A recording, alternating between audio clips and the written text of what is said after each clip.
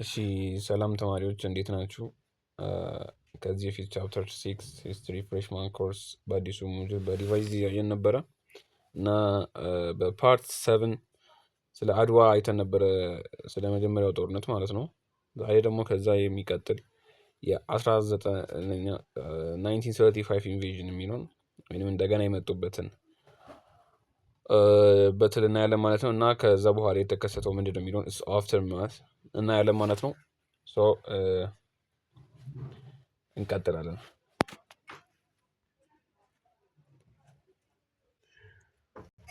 የመጀመሪያው ኢንሰፕሽን የሚለው ነው። እንዴት መጡ ወይንም ለመጀመሪያ ጊዜ እንዴት ገቡ የሚለውን ነገር ነው አብረን የምናየው። The war starts on the northern front when Italians crossed the Merab River on October 3, 1930 በ1935 ላይ መረብ ሪቨር እንግዲህ መጀመሪያውኑ ጣሊያን ኤርትራን ወራ ነበር ወይንም ወስዳት ነበረ እና ከዛ በኋላ መረብ ሪቨርን ወይንም ከኤርትራ ጥሰው ወደ ኢትዮጵያ ሲገቡ ነው ጦርነቱ በይፋ የተጀመረው ማለት ነው። ይሄንን ለመከላከል ኢትዮጵያ የራሷን ወታደር ወደ ኖርዘርን ልካ ነበረ እና አሁን የምናየው እዚህ ጋር የኖርዘርን ፍሮንቶችን ጦርነት ነው፣ ወይም በኤርትራ እና በኢትዮጵያ መካከል ያለውን የጣሊያን እና የኢትዮጵያን ጦርነት እናያለን እዚህ ጋር። ቀጣይ የምናያቸው የትሪ ፕሮሎንግድ ኢንቬዥን የምናያቸው እነዚህ ሶስቱ በኖርዘርን በኩል ማለት በኤርትራ በኩል የተደረጉ ጦርነቶች እንትና ጣሊያን ከመረብ ሪቨር ጥሳ ወደ ኢትዮጵያ ስገባ ኢትዮጵያ ሬድ ፍላግ ያሳየችበት ቦታ ነው ማለት ነው። ኢታሊያን ፎርስስ ላውንች አን ኢሚዲየት ኦፌንሲቭ አክሮስ አዲግራት፣ ኤንቲቾ ኤንድ አድዋ። በአዲግራት በኤንቲቾ እና በአድዋ በኩል አድርገው 3 ፎርስ ልካ ነበር ኢትዮጵያ በዛን ሰዓት ማለት ነው። እነዚህ መረብ ሪቨርን ጣሊያን ሀገር ጥሳ ወደ ኢትዮጵያ ስትገባ ማለት ነው። እዚህ ጋር ማየት የምትችሉ ከሆነ ላይ ካለ ብራይትነስ ጨምሩበትና በደንብ እንዲታያችሁ ከፈለጋችሁ ማለት ነው። እና እዚህ ጋር ራስ እምሮ ኃይለ ሥላሴ፣ ይሄ ፎቶ ትንሽ ልክ አይደለም፣ ግን ራስ እምሮ ኃይለ ሥላሴ በዌስተርን በኩል ወደ በአዲግራት በኩል ወደ አዲግራት ተላከ እና መሀል ላይ ደግሞ ሴንተር ማን ነበረው? ካሳ ኃይሉና ራስ ስዩም መንገሻ በሴንተር ወደ ኤንቲቾ ተላኩ። ከዛ ደግሞ ራስ ሙልጌታ ደግሞ ወደ በኢስት በኩል አድርጎ ወዴት ወደ አድዋ ሄዱና መረብ ሪቨር ወደ መረብ ሪቨር ሄዱ ማለት ነው፣ እነዛ የጣሊያን ሀገርን ለማስወጣት። ስለዚህ ይሄን ይመስላል ማለት ነው። ሶስቱን ሰዎች ያዟቸው። ፈተና ላይ ምናልባት ሊመጣ ይችላል። በዌስተርን በኩል ማን ሄደ ወዴት ነው ሄደው የሚለው ራስ እምሮ ኃይለ ሥላሴ ወደ አዲግራት እና ካሳ ኃይሉና ስዩም ደግሞ በሴንተር አድርገው እና ደግሞ ሙልጌታ በኢስተርን በኩል አድርገው ሊድ ያደረገ በኢስተርን በኩል ወደ መረብ ሪቨር ወይንም ወደ አድዋ ሄዷል ማለት ነው። ይሄ የሶስቱ ሰዎች ስም ዝርዝር እና ቦታቸው ነው ማለት ነው፣ ወይ ወዴት እንደሄዱ እና እንቀጥል አሁን ወደ ሁለተኛው ፓርት። እንግዲህ እስካሁን እያየን የነበረው ያው ስለ ኖርዘርን ፓርት ነው። በኖርዘርን በኩል እንዴት ኢትዮጵያ ሪአክቲቭ ፎርስ ላከች በሚለው ነው። እና መቀሌ ኦፌንሲቭ የሚል አለ፣ በመቀሌ በኩል የተደረገ ኦን ጃንዋሪ 20 1936 the Ethiopian army launched a major offensive aiming to isolate መቀለ። ስለዚህ ከመቀሌ ለማስወጣት እነዚህን ወታደሩ የጣሊያን አርሚዎችን በጃንዋሪ 20 1936 ኢትዮጵያ የራሷን አርሚ ላውንች አድርጋለች ወይንም ልካለች። which ultimately failed due to lack coordinating of among the commanders። ከቅድም ካልኳችሁ ከሶስቱ ኮማንደሮች መካከል እነዚህ ራስ እምሩ እነ ሙሉጌታ በእነሱ መካከል ኮኦርዲኔሽን አልነበሩም ወይንም አንድ ላይ አልነበሩም። የየራሳቸውን ሊድ እያደረጉ ነበር እና ኮኦርዲኔት ስላልሆኑ ምን ተደረገ? ዲፊት ተደርገው አልቲሜትሊ ፌል አደረገ። ይሄ መቀሌ ኦፌንሲቭ ከመቀሌ ለማስወጣት ሙከራ ማለት ነው።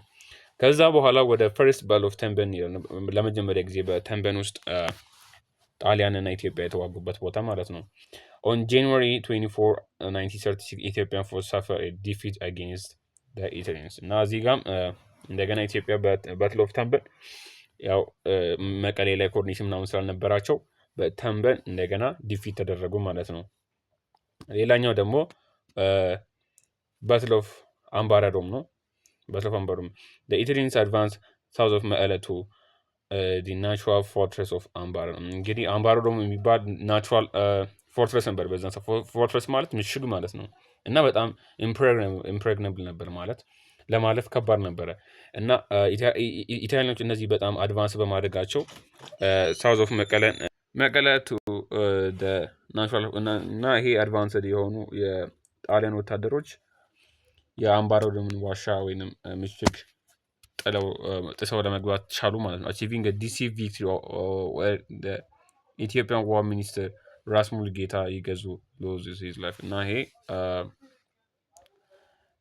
ራስ ሙሉጌታ ይገዙ ቅድም እንዳልኳቸው በኖርዘርን ፓርት ማለትም በኖርዘርን ሆኖ ግን ሬሌቲቭሊ በኢስተርን በኩል ወደ በአድዋ በኩል አድርጎ ለመዋጋት የሄደው ራስ ሙሉጌታ ይገዙ በባትል ኦፍ አምባረዶም ላይ ሞተ ማለት ነው። ሌላኛው የምናየው ሌላኛው ፓርት ሰከንድ ባትል ኦፍ ተንበን ቅድም እንዳልኳቸው የመጀመሪያው ባትል ኦፍ ተንበን ኢትዮጵያ የተሸነፈችበት ነበረ። ከዛ outnumbered by Italian troops, the forces of ራስ ካሳ and ራስ ስዩም are defeated between February 27 to 29 1930 እና የጣሊያን ወታደሮች በጣም ብዙ ነበሩ እና በቁጥር በልጠው ነበረ በዛን ሰዓት። ራስ ካሳና ራስዩም ዲፊት ተደረጉ። ቅድም መሀል ላይ በሴንተር በኩል አድርገው እየሄዱ የነበሩት ካሳና ስዩም ዲፊት ተደረጉ ማለት ነው። ቦዝ ኮማንደርስ ናሮሊ ስኬፕ ኤንድ ሌተር ጆይን ኢምፔረር ኃይለ ሥላሴ ፈርስት ኮር እና ኢምፔረር ኃይለ ሥላሴ ቆረን በኩል አድርገው ወደ እነሱ እንደምንም ብለው ናሮሊ ማለት ሊሞቱ ይችሉ ነበረ፣ ግን እንደምንም ብለው አሳክቶት ጠፉ ማለት ነው። ከእነሱ ስኬፕ አድርገው ወደ ኃይለ ሥላሴ ፈርስት አት ቆረም ሄደው እሱን ተገናኙት ማለት ነው።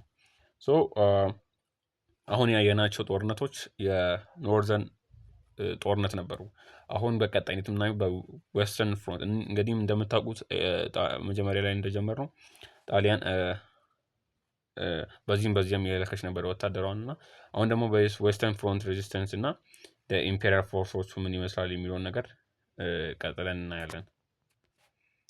ሶ ዌስተርን ፍሮንት ሬዚስተንስ ዌስተርን ፍሮንት ኤንድ ኢምፔሪያል ፎርስስ የሚለውን ራስ እምሩስ ሬዚስታንስ እንግዲህ የራስ እምሩን ሬዚስታንስ እናያለን። ራስ እምሩ ያው እንደምታውቁት ቅድም በዌስተርን በኩል ነበረ ወደ መረብ እየሄደ የነበረው እና ኦን ደ ዌስተርን ፍሮንት ኢትዮጵያን አርሚ አንደር ራስ እምሩ በራስ እምሩ የሚመሩ የኢትዮጵያን ወታደሮች ፑትስ አፕ ስትሮንግ ኦርጋናይዝድ ሬዚስተንስ እና እነሱ የተሻለ ኦርጋናይዝድ የሆነ ሬዚስታንስ ነበራቸው ወይም ወታደሮች ነበሯቸው። በጣም ስትሮንግሊ ተከላክለው ነበረ። ዲዩ ቱ ሂዝ superior leadership qualities, his sector suffers fewer soldier casualties than the other fronts ከሌሎቹ አንጻር ቅድም ካወራናቸው አንጻር ኮምፔር ቢደረጉ ብዙም ወታደሮች አላጡም ነበር እና በጣም ሱፔሪየር የሆነ ሊደርሺፕ ነበረው። በአሪፍ ሁኔታ ነበር እየመራቸው የነበረው እና በዛን ሰዓት ራስ እምሩ እና እሱ ብዙም ወታደሮቹ አልተጎዱበትም ማለት ነው። ማን ራስ እምሩ። ከዛ ሌላኛው ባትል ኦፍ ማይጨው ነው። ማይጨው the direct series of battle between the Italian forces and the main Ethiopian army culminates at ማይጨው ነው። እንግዲህ አሁን በጣም ብዙ ሲሪየስ ባትሎች ተካሂዱና ምናምን በማይጨው ላይ እንትን ካልሚኔተር ወይንም የቆመ ይመስላል ማለት በቃ ኢትዮጵያ እነሱን እንደማታሸንፍ ተረድታ የሆነ ጦርነቱ ቀዝቀዝ ወደ ማለት ነበር የሄዱ። ዳይሬክት ሲሪየስ ባትል ቢትዊን ዘ ኢታሊያን ፎርስ ኤንድ ዘ ሜን ኢትዮጵያን አርሚ ካልሚኔትስ አት በማይጨው ላይ የት ነው ተብላችሁ ብትጠየቁ ፋይናል ላይ ማይጨው ብላችሁ መመለስ ትችላላችሁ ማለት ነው። እንቀጥል። ሌላኛው በዌስተርን ፍሮንት ላይ የተከሰቱ ጦርነቶችን ስናይ ዲፊት ኦፍ ደ ክቡር ዘበኛ በቃ እነዚህ የመጨረሻ ወታደሮች ማለትም የንጉሱ የኢምፔሪያሉ ቦዲጋርዶች ዲስፓይት ፊርስ ሬዚስተንስ ፍሮም ኢምፔሪያል አርሚ ፓርቲኩላርሊ ኤሊት ኢምፔሪያል ቦዲጋርድ እነዚህ በጣም የተከበሩ የኢምፔሪያሉ ቦዲጋርዶች ክቡር ዘበኛ ተብለው የሚታወቁ በዛን ሰዓት የኃይለ ሥላሴ ቦዲጋርዶች ማለት ነው። አንድ ዳይሬክት ኮማንድ ኦፍ ኢምፔሪያል እሱ በዳይሬክት ሊልኳቸው ኢምፔሪያል ወይም ኃይለ ሥላሴ they failed to achieve the ቪክቶሪ እና የመጨረሻ ድላቸው እሱ ነበረ። ግን እነሱም ሄደው ዳይሬክትሊ ሄደው ተሸንፎ ነበር የመጡ። ሄቪ ካዥዋልቲስ አር ሰስቴንድ ፍሮም ሬለንትለስ ኢታሊያን ግራውንድ ኦፕሬሽን ኢንቴንስ ኤር ቦምብ እና በጣም ብዙ ነገር እያደረጉ ነበር። በጣም ሳያርፉ ነበር ኢታሊያን እያጠቁ የነበሩ። በዛን ሰዓትም ኢንቴንስ ኤር ቦምብ በጣም የአየር ኃይል ነበራቸው። በአየር እያጠቋቸው ነበር ኢትዮጵያውያን እና ክቡር ዘበኞች ራሱ ማስቆም አልቻሉም ነበር። እነዚህ ኢታሊያን በጣም ጠንክረው ነበር የመጡት በዛን ሰዓት በሙሶሎኒ ሰዓት ማለት ነው። እና ፎል ኦፍ ኖርዘርን ሲቲስ እናያለን በዛን ሰዓት ሰው አሁን ቀጥታ ገቡ ማለት ነው። ምንም አልተቻለም። የኢምፔሪያል ቦዲጋርዶችም አልቻሉም ምናምን ነገር እና ከዛ ኖርዘርን ሲቲዎች ፎል ማድረግ ይጀምራሉ። ማለትም ጣሊያን እየወሰደች መጣች ማለት ነው። የጣሊያን ፎርስ ሰክሰስፉሊ ቴክ ኮንትሮል ኦፍ ደሴ ኦን ኤፕሪል 4 እንግዲህ መጀመሪያ ላይ አዲስ አበባ ከመግባታቸው በፊት ያለው ደሴ ስለሆነ በአፕሪል 4 በ1936 ላይ ደሴን ወሰዷት። ከዛ ፎሎሎ ባይ ኤንትሪ ኢንቱ አዲስ አበባውን ሜይ 5 1936 እንግዲህ በ1936 አዲስ አበባን ወሰዷት። ይሄ ፈተና ላይ ሊመጣ ስለሚችል ያዟት። አዲስ አበባና ደሴን መች እንደወሰዱ ሜይ 5 እና ኤፕሪል 4 በ1936 ያዟቸው። ስለዚህ አሁን ይህ የሚመስላ ነው በዌስተርን ፍሮንት ላይ ያየናቸው ነገሮች እና በቀጣይነቱ የምናየው ወደ ሳውዘርን ፍሮንት ነው ማለት ነው። እሺ የሳውዘርን ፍሮንት ኦፕሬሽንስ እነዚህ በሳውዘርን በኩል ያሉ ኦፕሬሽኖች ምን ይመስላሉ የሚለውን እናያለን። እና ሳውዘርን ፍሮንት ሊደርሺፕ አሪፍ ነበረ ከሌሎቹ አንጻር ሲታይ።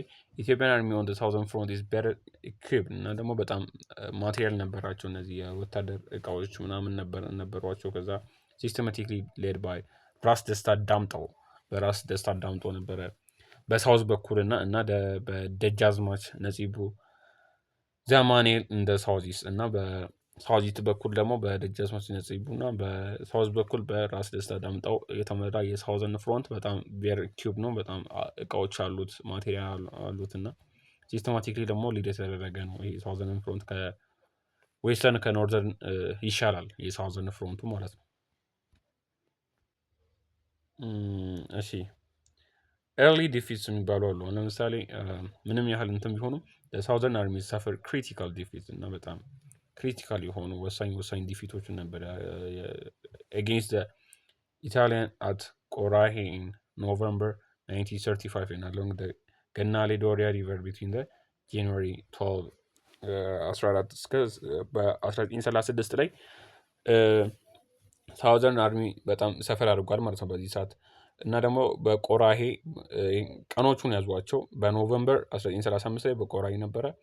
እዛ ደግሞ በጃንዋሪ 12 እና 14 በገናሊ ዶሪያ ሪቨር ላይ ነበረ ይሄ የተከሰተው። እና መጽሐፋችሁ እዛ ሞጁል ውስጥ አለ፣ ግን ብዙም ለማየት አይመችም እና ለዛ ነበር ይህንን ፒፒቲ ያዘጋጀላችሁ። እና ከፈለጋችሁ ዲስክሪፕሽን ውስጥ ባለው የቴሌግራም ቻናል ገብታችሁ ይህንን ፒፒቲ ማግኘት ትችላላችሁ ማለት ነው።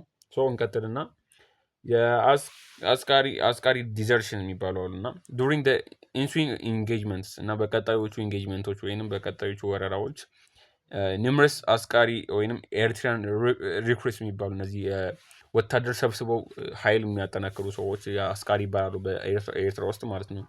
ዲዘር ኢታሊያን ላይንስ ቱ ጆይን ኢትዮጵያ እና እያቆራረጡ መጡ ከኤርትራ ኢትዮጵያን እናግዛት ብለው አስቃሪዎች መጡ ማለት ነው። በላይ በኩል ያሉትን የጣሊያን ፎርስ እያፈረሱ መጡ ማለት ነው። ዲስ ፕሮቫይድስ ማሲቭ ሞራል ቡስት ቱ ትሩፕስ አንደር ራስ ደስታ ዳምጠው እና ለራስ ደስታ ይሄ ማሲቭ ሞራል ቡስት ሰጠው ማለት በጣም አሁን እነሱ ከመጡ በቃ ማሸነፍ እንችላለን ብሎ አሰበ ማለት ነው። ይሄ ለሱ ሳይኮሎጂካሊ ድጋፍ ሆነለት ማለት ነው። እዚሁ ሌላኛው ካፕቸር ኦፍ ራስ ደስታ እናያለን ማለት ነው። ምንም ያህል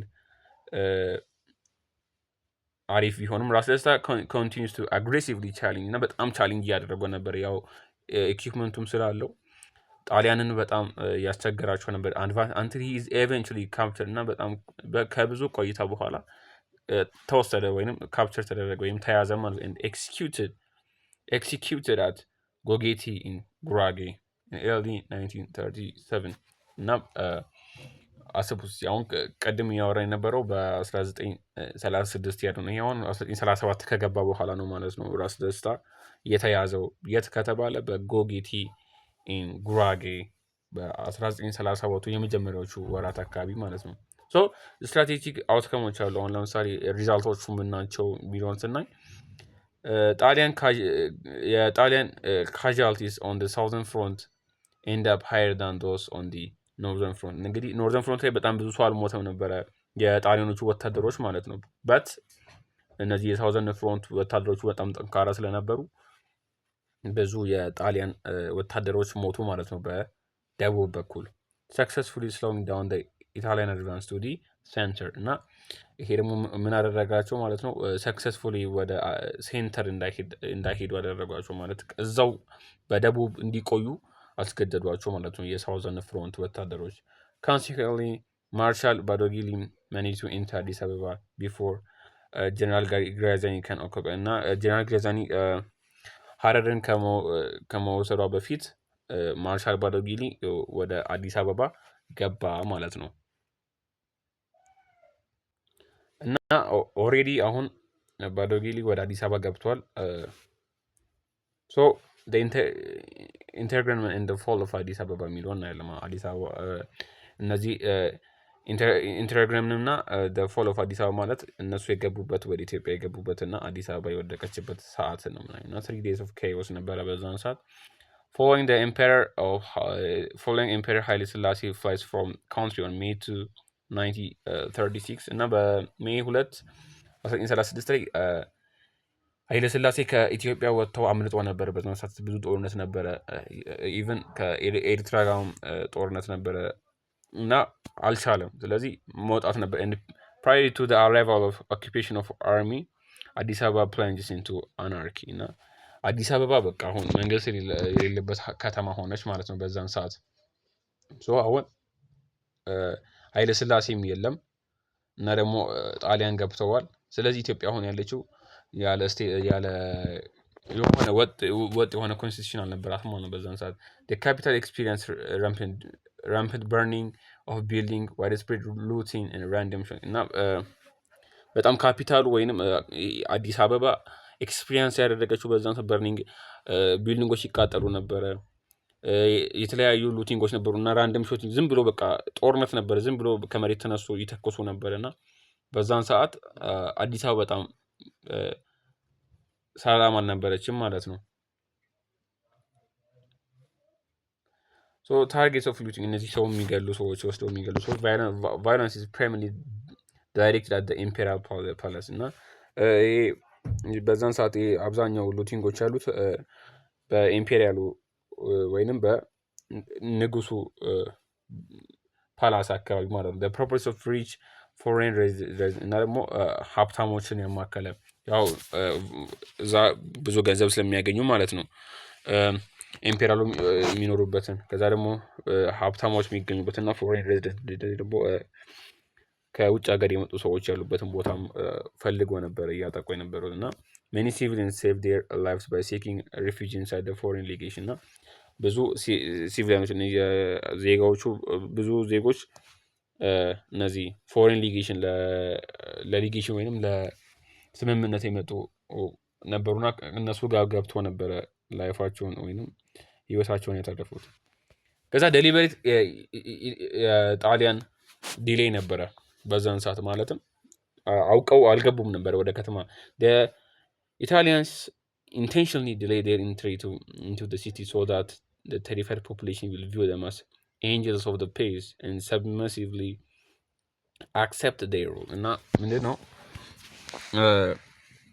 በዛን ሰዓት ቅድም እንዳልኳችሁ ጦርነት ነበር አዲስ አበባ ውስጥ እና አውቀው አልገቡም ወደ ከተማ። ለምን አሁን እዛ ኢትዮጵያውያን ዝም ብሎ እነዚህ አሁን የሰፈር ሽፍታዎች ምናምን መንግስት የሌለበት ሀገር ስለሆነ እያንዳንዱ ሀብታሙን ኢምፔሪያል መቅደሱ በየቦታው ተበታትነው እያጠቁ ነበርና አውቃ ኢትዮጵያ ጣሊያን ዝም አለች። ገብተው ደግሞ ከዛ በኋላ ሰዎቹ እነዛን ሽፍታዎች ከሀገር ወይም ጸጥ ያስደርጉና ጣሊያን እኛን እንደዚህ ያደረግንላቸው ስለዚህ ሰላም ያመጣንላቸው እኛን ምናምን ብለው ሊያሳምኗቸው ብለው አውቀው ዲሌ ያደረጉ ማለት ነው ወደ ከተማ የሚገቡበትን ሰዓት።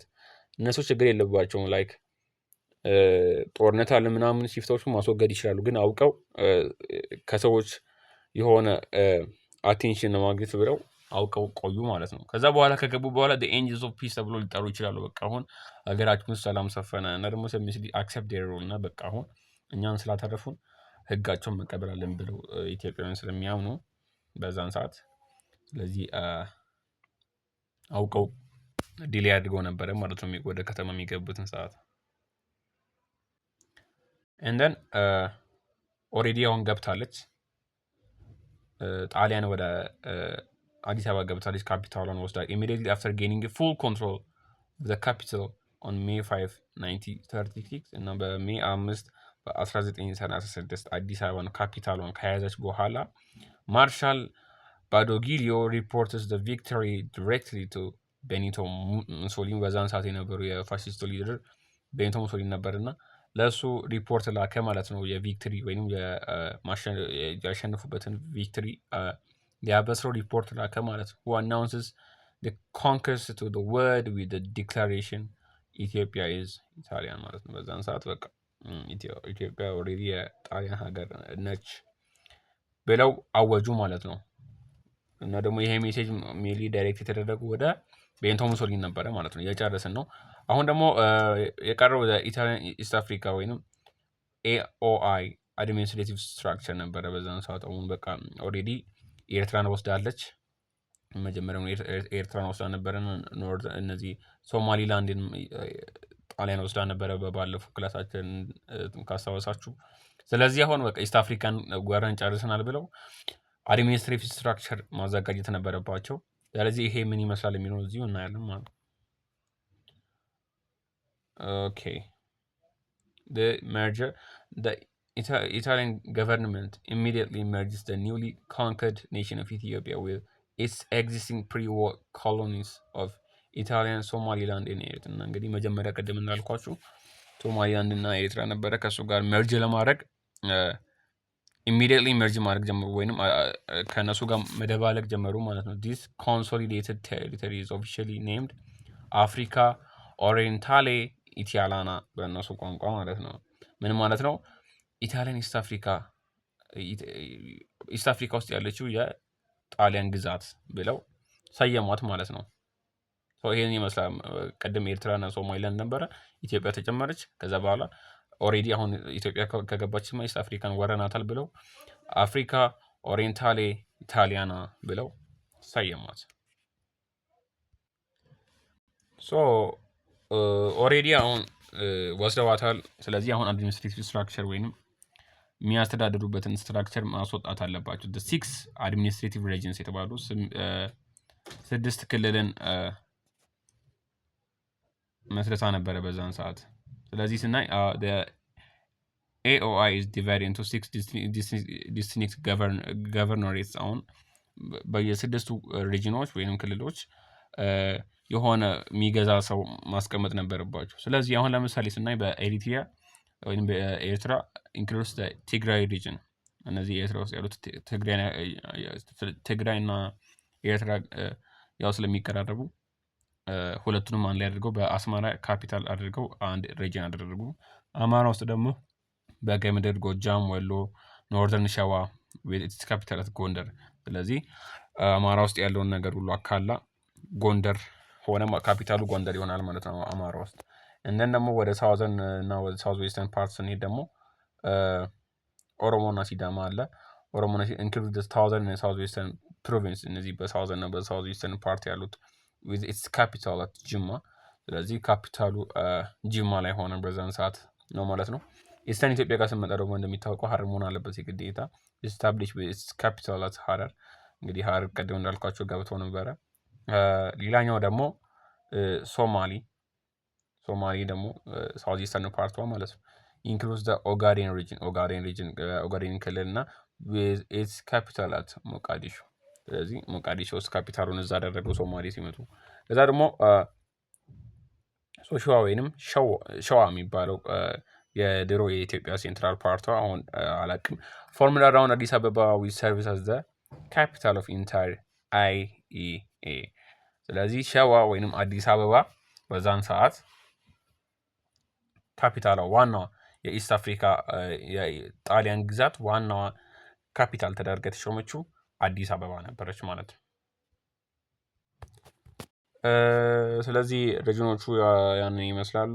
አሁን ደግሞ በቀጣይነት የምናየው የሳክሴሽን ኦፍ ገቨርነርስ እና በጣም ይፈራረቁብን ነበረ በዛን ሰዓት። በቃ የጣሊያን ገቨርነሮች ወይም ሊደሮች፣ እነዚህ የመንግስት አካላት የራሳቸው ሊደሮች ነበሯቸው። ለምሳሌ ማርሻል ባዶጊሊዮ ለመጀመሪያ ጊዜ አዲስ አበባን የወረረው ማለት ነው። ሰርቪስ አንትል ኤንድ ኦፍ ሜይ 1936 እና ሜይ 1936 እስኪያልቅ ድረስ አገለገለ ማለት ነው። ከዛ ደግሞ ማርሻል ግራዚያኒ ያለ ዳይሬክት አድሚኒስትሬሽን አንትል ፌብሩዋሪ 1937። ከዛ ደግሞ ማርሻል ግራዚያኒ እንደዛ መርቷታል ኢትዮጵያን። ከዛ ደግሞ አማዲዮ ኡምቤርቶ የሚባሉ ወይም ዱኪ ኦፍ ኦስታ ቴክስ ፋይናል ኮመንስ ኦፍ ኮሎኒ። እንግዲህ እስከ መጨረሻው ባለው የኢትዮጵያ ጣሊያን ኢትዮጵያ ውስጥ በነበረችበት ሰዓት ከፌብሩዋሪ 1937 ከግራዚያኒ ቀጥሎ እስከ መጨረሻው ድረስ የመራው አማዲዮ ኡምቤርቶ ይባላል ማለት ነው። እነዚህን ስሞች ያዟቸው፣ ምናልባት ስለሚመጡ በደንብ ያዟቸው ማለት ነው።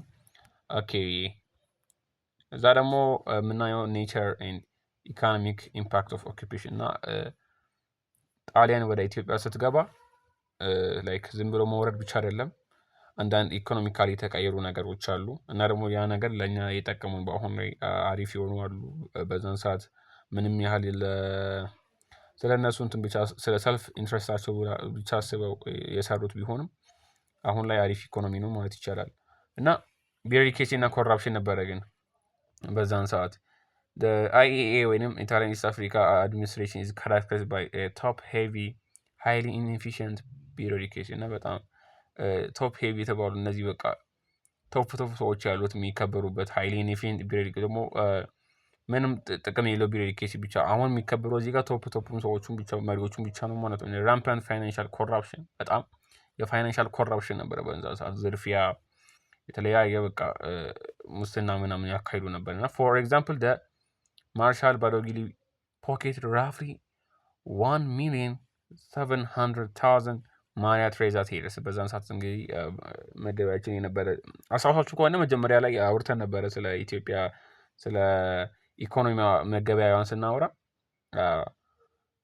ከትንሽ ቆይታ በኋላ ማሪያ ትሬዛ ቴረስ ነበር ኢትዮጵያ የገባችው። ከዛ በፊት የሆነ የአሞሌ ጨው፣ ልብሶችን፣ የተለያዩ ነገሮችን እንጠቀም ነበር ለግብይት። አሁን ደግሞ በዛን ሰዓት እነሱ ሲገቡ ኦልሬዲ ማሪያ ትሬዛ ቴረስ ኢትዮጵያ ውስጥ ነበር የምንጠቀመው ነው። ወደ ከኢትዮጵያ ባንክ ወደ 1,700,000 ብር ወስደዋል ማለት ነው። ማን? ማርሻል ባዶጊሊዮ ከገቡ በኋላ ዘረፋት ማለት ኢትዮጵያ ነው። ከዛ ደግሞ ኢኔፕት አድሚኒስትሬሽን፣ እነዚህ ደግሞ ኢኔፕት ማለት የሆነ የማይገባ አድሚኒስትሬሽን ማለት ነው። አንድ ዲክ ኦፍ ኦስታ እንግዲህ ቅድም እንዳልከው ይሄ የመጨረሻው መሪ ማለት ነው ኡምቤርቶ። አድሚኒስትሬሽን ኢዝ ኢቫሉዌትድ አስ ቢንግ 50% 50% በቃ የማይገባ አድሚኒስትሬሽን ነበር። 25% ደግሞ ኮምፖዝ ኦፍ ቲቭስ እና ደግሞ ሌሎቹ በቃ በሌቦች የተሞላ ነው ማለት 25%። እዛ በቃ ወደ ራፍሊ ትንሽ ወደ 25% ብቻ ነው የሆነ አሪፍ ማለት የምትችሉት። ከዛ ወዲህ ያለው በቃ ኢኔፕት ወይንም የማይገባ አድሚኒስትሬሽን ነበረ በዛን ሰዓት የነበረው። ሌላኛው ዲስትራክሽን ኦፍ ፍሪ ኮመርስ ነበረ በዛን ሰዓት። ኦኩፔሽን ኦፍ ፎርስ dismantled non-Italian foreign firms such as Muhammad Ali and እነዚህ መሐመድ አሊ ህንዱ እንትን ነበረ ፈርም ነበር ኢትዮጵያ ውስጥ እንትን ግብይት ከውጭ ሀገር ከህንድ ሀገር ወደ ኢትዮጵያ ፎሬን ኤክስቼንጅ የምናደርግበት እነዚህ ፍርሞች ነበሩ ወይንም ፋክተሪዎች ወይንም የሆነ ፋክተሪዎች ነበሩ በዛን ሰዓት። እና ጣሊያን ደግሞ ይህንን ኮምፒቲሽን አትፈልግም፣ የንግድ ኮምፒቲሽን አትፈልግም ነበር። ስለዚህ ዲስትራክሽን ማድረግ ነበረባቸው ወይም እነዚህ ፍሪ ኮመርሶችን ማጥፋት አለባቸው። ሪፕሌሲንግ them with state run monopoly enterprise designed to strictly control all industry, trade and agriculture። እነዚህ ትሬድ፣ ኢንዱስትሪ፣ አግሪካልቸር ሁሉንም ለመወረድ ፈልጋ ነበረ በዛን ሰዓት ጣሊያን እና ለዛ እነዚህን ያስወጧቸው ማለት ነው። ወይንም ከንግዱ ዓለም ወይም ከንግዱ አስወጧቸው። ፌሊየር ኦፍ አግሪካልቸራል ሴትልመንት ነበረ በዛን ሰዓት እና ዋይል ደ ፋሽስት ሬጅም ፕላን ቱ ሴትል ኢታሊያን ፋርምስ ኢን ፈርታይል አግሪካልቸር ኤሪያስ ላይክ በዛን ሰዓት አሪፍ አግሪካልቸር ወይንም የለማ መሬት ተብሎ የሚታሰበው በዛን ሰዓት ወገራ፣ ጨርጨር፣ ጅማ የመሳሰሉት ቦታዎች በዛን ሰዓት አሪፍ ናቸው ተብሎ የሚታሰቡ ነበሩ እና active local resistance and mismanagement mean they accomplish only 10% of their original settlement targets እና መጀመሪያ ታርጌት ካደረጉት 10% ብቻ ነበር ጣሊያን ለማሳካት የቻለችው። ምክንያቱም በዛን ሰዓት ሎካል ሬዚስታንስ ነበረ፣ ጦርነት ምናምን ትርምስምስ ብሎ ነበረ በዛን ሰዓት እና መሬቱ ተበላሽቶ ነበረ። ስለዚህ 10% ብቻ ነበረ ማሳካት የቻሉት።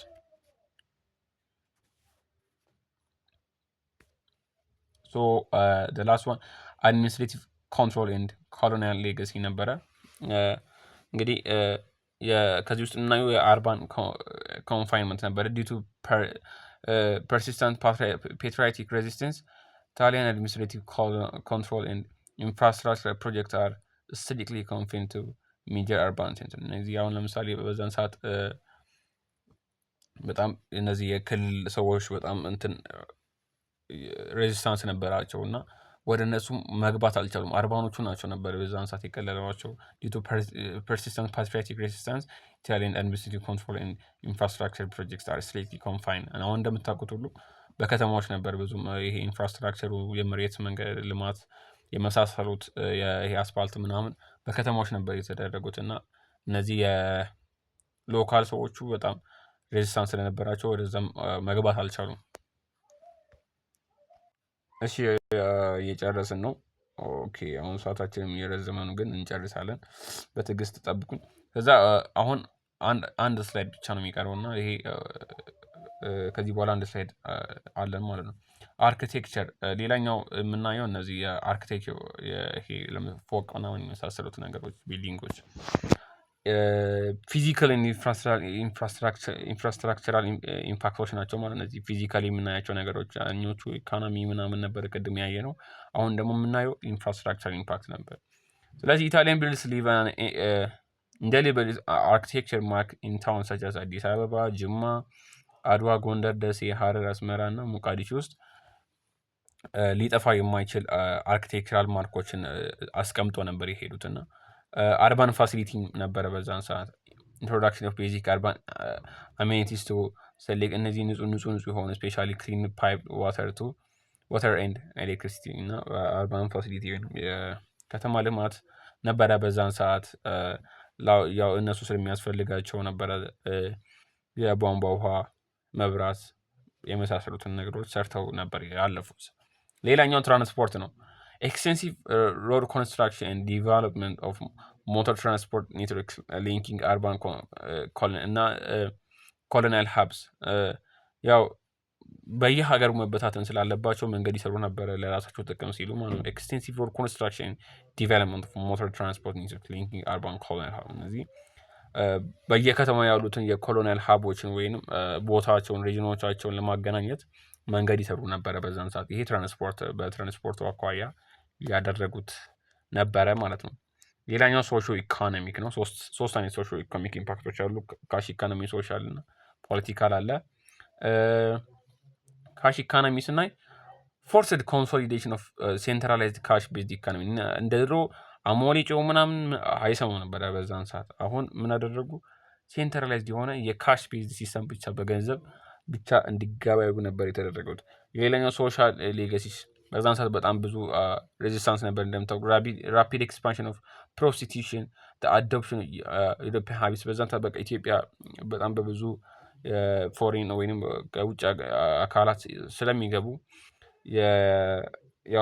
ጣሊያንም የሌላውን ሀገር እንትን ይዛ ስለመጣች ራፒድ ኤክስፓንሽን ኦፍ ፕሮስቲቱሽን ነበር ኢንክሉዲንግ ቼንጂንግ እነዚህ የአመጋገብ ዘዴያችን አለባበስ ዘዴያችን ሁላ ተቀየረ። እንደነሱ መመሳሰል ነበረበት።